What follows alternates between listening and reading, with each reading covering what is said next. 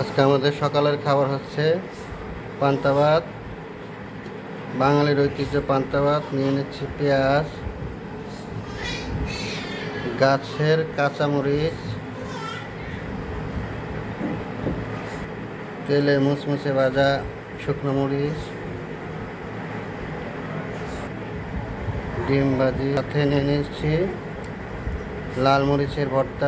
পাশে নিয়ে নিচ্ছি সবচাইতে প্রয়োজনীয় জিনিস লবণ, যেটা ছাড়া চলবে না। এখন আমরা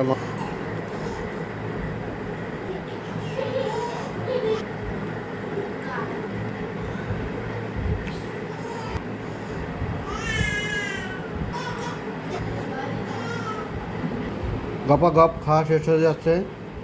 মজার খাবার পান্তা ভাত, বাঙালির ঐতিহ্য। অবশেষে পড়ে আছে শুধু মরিচের 2টা বটু, তাছাড়া আর কিছুই নেই।